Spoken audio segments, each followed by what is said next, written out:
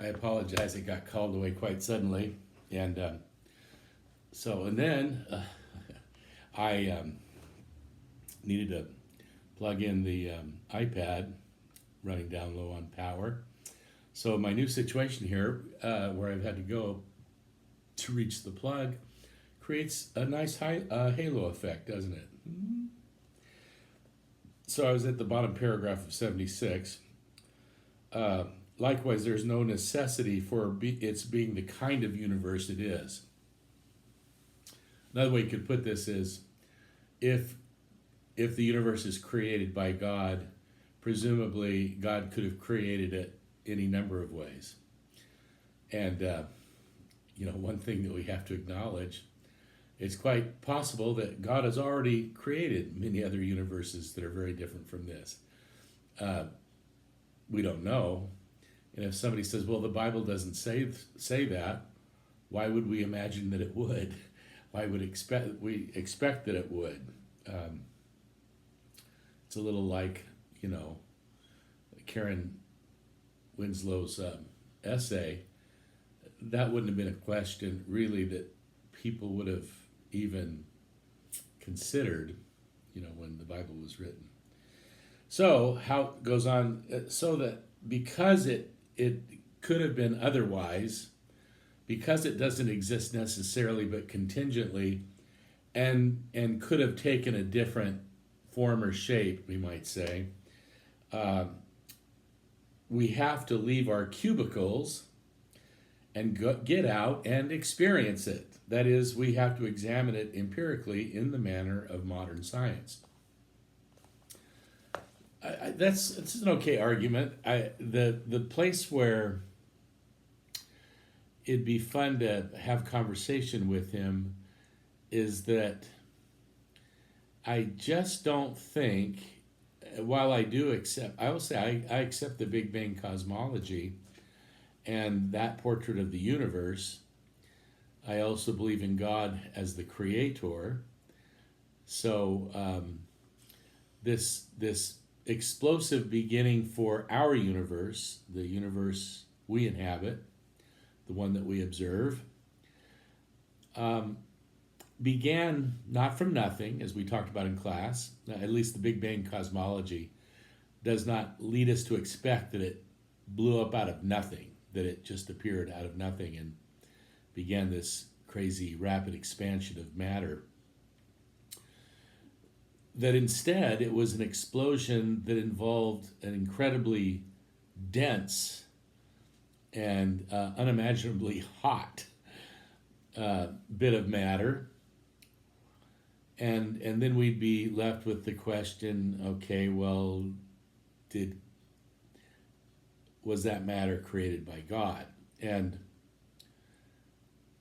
the right answer for Christian faith would be yes. But we don't know when. So was it created right before the Big Bang? Who would know? Boy, this light does sort of show up the... Anyway, I'm going to stick with the halo. We don't know, and it's not impossible that this Big Bang that many folks, and certainly including yours truly, believe narrates certainly the early history of the universe, and we in fact and still experience its after effects whenever we use a microwave, which I just did to heat up my wife's soup. I don't really know the science there, but I know it's background radiation from the Big Bang. This was all predicted by, I think, somebody named Fermi, Fermi, maybe, that postulated that if this is how our universe began, then we'll be able to detect after effects. And in fact, that has happened. That's about as much science as I can give you there. Now, again, so this question is going to lead into Genesis 1 here in a minute. The big point being, while we can't really say like for sure, like as a Christian believer, and this would go for Jews and Muslims as well who think about these matters.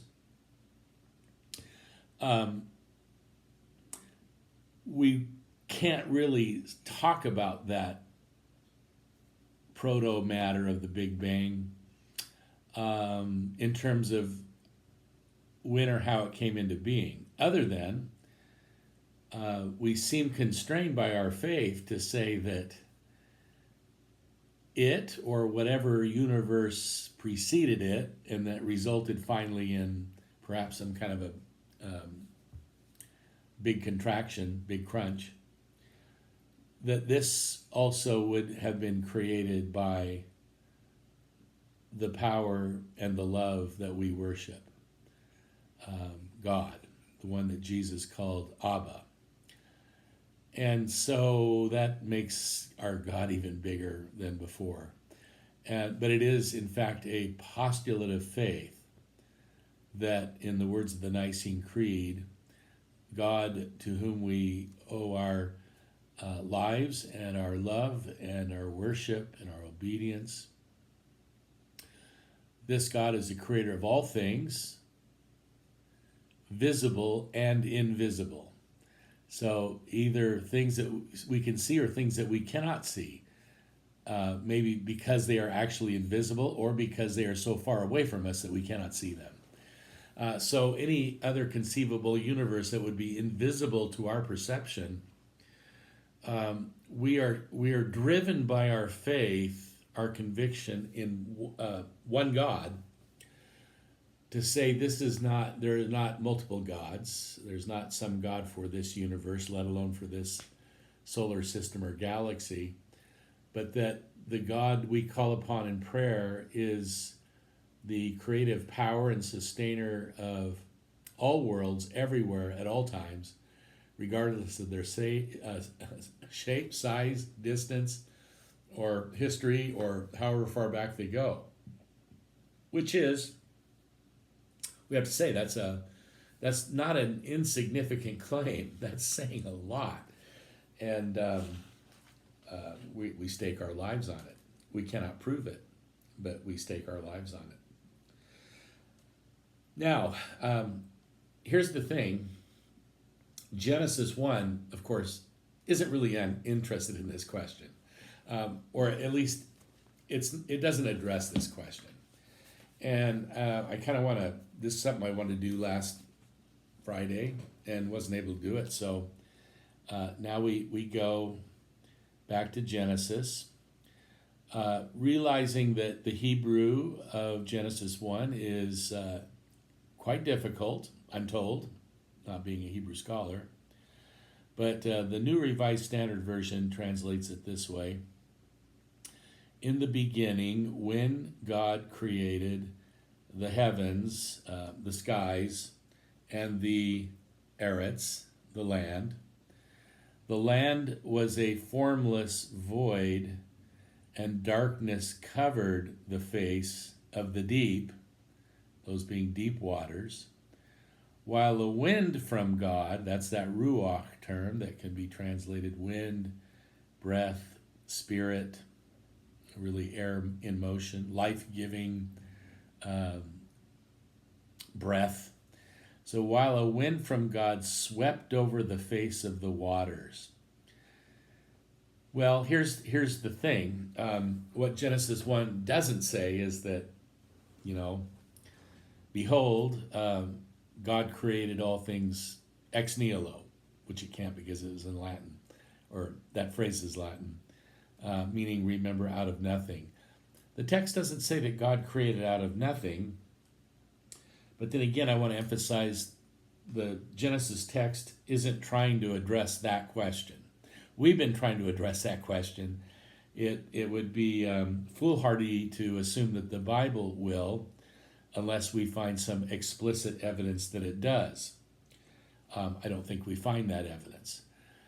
What we find instead is, when God separates the waters from the waters down there in, which day was that? probably date.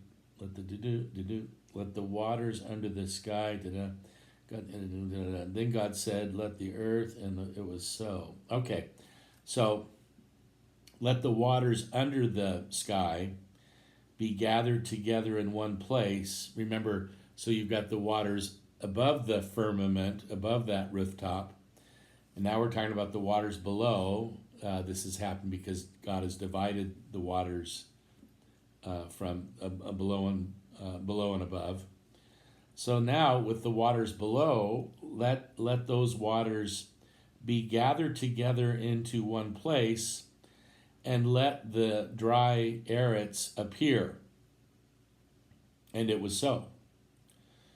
And so what we have here is presumably a situation where you've got a lot of water, basically, at the beginning. It never says God created the deeps.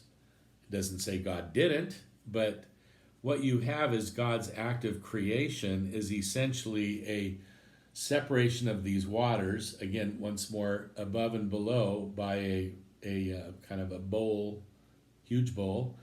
And then the waters below that are underneath this bowl are, in a sense, shoved over, gathered over to one side, so that dry land, areas, can appear, with the assumption that the dry land, or the land, wasn't dry. In fact, it was formless and void. Tohu vabohu is the strange phrase there, and it was there, and God moves the land or the waters over so that the land can appear. All of this, on the face of it, appears to suggest that God, the Creator, started with a lot of water, and that deep under these waters was, like the seabed, land below. This gave, for one person, St. Augustine in the 4th century, it gave him fits. He began to try to write a commentary on Genesis, and he was very troubled by the fact that the text does not explicitly say that God created those waters, or the land beneath them. And again, see, it's not so much that Genesis 1 denies this, it just doesn't address it. In Genesis 1, the concern really is how our God, the God of Israel, has labored to shape the world as God's creation in a way that's radically different from the stories of the Babylonians and the Egyptians and the Sumerians and so on. I think we've talked a bit about the Babylonians especially. That was another class where we talked about that, come to think of it. So I won't go into a lot of detail there, other than to say that this text seems to leave open some weird possibility. It's almost like Genesis 1 pulls back the curtain, and it's not nothing, it's these deep waters.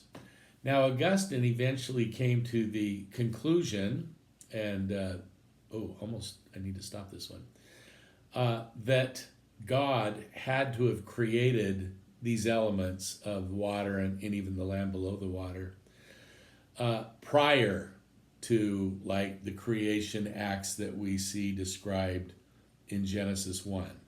I'm going to stop this one and we'll do one more, or at least one more.